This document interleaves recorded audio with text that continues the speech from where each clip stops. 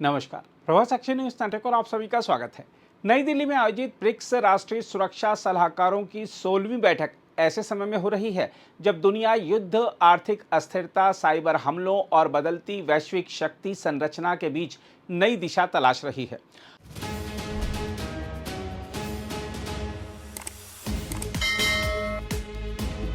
भारत की अध्यक्षता में हुई इस अहम बैठक में राष्ट्रीय सुरक्षा सलाहकार अजीत डोभाल ने साफ संकेत दिया कि ब्रिक्स अब वैश्विक सुरक्षा और बहुध्रुवीय विश्व व्यवस्था का निर्णायक केंद्र बनता जा रहा है। बैठक का सबसे बड़ा संदेश पश्चिम एशिया को लेकर सामने आया। अजीत डोभाल ने अमेरिका और ईरान के बीच हुए समझौता ज्ञापन का स्वागत करते हुए सतर्क आशावाद जताया। उन्होंने कहा कि यह समझौता यदि सफल रहता है तो न केवल पश्चिम एशिया में स्थिरता लौटेगी बल्कि वैश्विक ऊर्जा सुरक्षा और समुद्री व्यापार को भी नई मजबूती मिलेगी। खास तौर पर हॉर्मुज जलडमरू मध्य के खुलने को भारत ने बेहद सकारात्मक विकास बताया है। यह वही समुद्री मार्ग है जहां तनाव बढ़ने से दुनिया भर की तेल आपूर्ति और व्यापारिक गतिविधियां प्रभावित होती रही हैं। अजीत डोभाल ने स्पष्ट कहा कि समझौते से उर्वरक, रसायन और अन्य आवश्यक वस्तुओं की आपूर्ति बाधाएं कम होंगी, वैश्विक आपूर्ति श्रृंखला में आई रुकावटें दूर होंगी और समुद्री आवाजाही की स्वतंत्रता आर्थिक समृद्धि को नई रफ्तार देगी। देखा जाए तो भारत का यह रुख इसलिए भी महत्वपूर्ण है क्योंकि दुनिया इस समय ऊर्जा संकट, महंगाई और भू राजनीतिक तनाव से जूझ रही है। ऐसे समय में ब्रिक्स मंच से भारत का यह संदेश ग्लोबल साउथ की चिंताओं को मजबूती से सामने रखता है।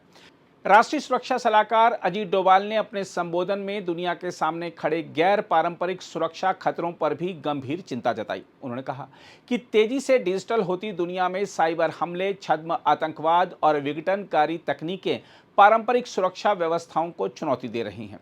आतंकवाद अब सीमाओं में बंधा नहीं है और साइबर खतरे देशों की अर्थव्यवस्था, रक्षा प्रणाली और नागरिक ढांचे को सीधे प्रभावित कर रहे हैं। ऐसे में केवल पारंपरिक सैन्य उपाय पर्याप्त नहीं रह गए हैं। ब्रिक्स बैठक में आतंकवाद विरोधी सहयोग और सूचना एवं संचार प्रौद्योगिकी सुरक्षा पर बने संयुक्त कार्य समूहों की रिपोर्ट पर भी चर्चा हुई। भारत ने स्पष्ट किया कि उभरते खतरों से निपटने के लिए सदस्य देशों के बीच बेहतर समन्वय, खुफिया साझेदारी और तकनीकी सहयोग जरूरी है।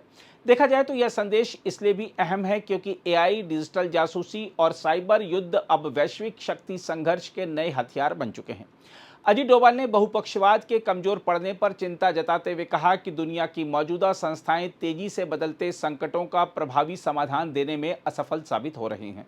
उन्होंने ब्रिक्स को शांति, विकास, प्रगति और सहयोग में विश्वास रखने वाले देशों का विशेष गठबंधन बताया। भारत ने टूक कहा कि ब्रिक्स का उद्देश्य केवल आर्थिक सहयोग नहीं बल्कि वैश्विक शासन व्यवस्था में सुधार और ग्लोबल साउथ की आवाज को मजबूत करना भी है। इस बैठक की एक और बड़ी विशेषता भारत की सक्रिय कूटनीतिक पहल रही। ब्रिक्स बैठक के इतर भारत ने कई देशों के साथ द्विपक्षीय वार्ताओं के जरिए अपने रणनीतिक रिश्तों को नई दिशा देने का प्रयास भी किया। अजीत डोभाल ने ईरान के सर्वोच्च राष्ट्रीय सुरक्षा परिषद के उप सचिव गादिर निजामीपुर से मुलाकात कर पश्चिम एशिया की स्थिति, भारत ईरान संबंधों और ब्रिक्स सहयोग पर चर्चा की। इसके अलावा भारत ने इथियोपिया के राष्ट्रीय खुफिया एवं सुरक्षा सेवा के विश्लेषण निदेशक मिलियन लेमा तदेत्से के साथ भी रणनीतिक साझेदारी को गहरा करने पर बातचीत की। अफ्रीकी देशों के साथ भारत का बढ़ता जुड़ाव यह दिखाता है कि नई दिल्ली अब केवल क्षेत्रीय शक्ति नहीं बल्कि ग्लोबल साउथ के नेतृत्वकर्ता के रूप में अपनी भूमिका मजबूत कर रही है। हम आपको यह बता दें कि ब्रिक्स राष्ट्रीय सुरक्षा सलाहकार बैठक के इतर भारत और चीन के बीच भी अहम कूटनीतिक बातचीत हुई। राष्ट्रीय सुरक्षा सलाहकार अजीत डोभाल ने चीन के विदेश मंत्री वांग यी से मुलाकात कर द्विपक्षीय संबंधों और वास्तविक नियंत्रण रेखा पर 4 वर्षों से अधिक समय तक चले सैन्य गतिरोध के बाद संबंधों को सामान्य बनाने की दिशा में हुई प्रगति की समीक्षा की। दोनों पक्षों ने हालिया घटनाक्रमों पर चर्चा करते हुए रिश्तों में धीरे धीरे आ रही सामान्य स्थिति को सकारात्मक संकेत माना। अजीत डोभाल ने स्पष्ट कहा कि स्थिर, भरोसेमंद और रचनात्मक भारत चीन संबंध दोनों देशों के बीच विश्वास और बेहतर समझ विकसित करने के लिए बेहद जरूरी हैं। हम आपको याद दिला दें कि वर्ष 2024 में सीमा विवाद को लेकर बनी सहमति के बाद दोनों देशों ने संबंध सुधारने की दिशा में कई कदम उठाए हैं। प्रत्यक्ष उड़ानों की बहाली, कैलाश मानसरोवर यात्रा का फिर से शुरू होना और व्यापारिक प्रतिबंधों में ढील इसी प्रक्रिया का हिस्सा हैं। वांग यी की यह भारत यात्रा इसलिए भी महत्वपूर्ण मानी जा रही है क्योंकि लगभग 1 वर्ष बाद दोनों देशों के शीर्ष सुरक्षा नेतृत्व के बीच यह उच्च स्तरीय संवाद हुआ है। इससे साफ संकेत मिलता है कि भारत ब्रिक्स मंच का उपयोग केवल बहुपक्षीय सहयोग के लिए ही नहीं, बल्कि पड़ोसी देशों के साथ रणनीतिक संतुलन और संवाद को आगे बढ़ाने के लिए भी कर रहा है।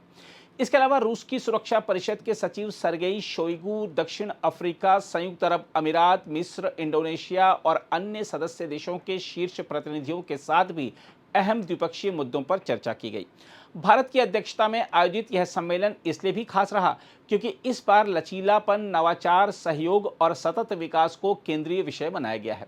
बहरहाल, ब्रिक्स की यह बैठक ऐसे समय में हुई है जब दुनिया नए शक्ति संतुलन की ओर बढ़ रही है, अमेरिका यूरोप केंद्रित व्यवस्था को चुनौती मिल रही है और उभरती अर्थव्यवस्थाएं अपनी सामूहिक ताकत का प्रदर्शन कर रही हैं।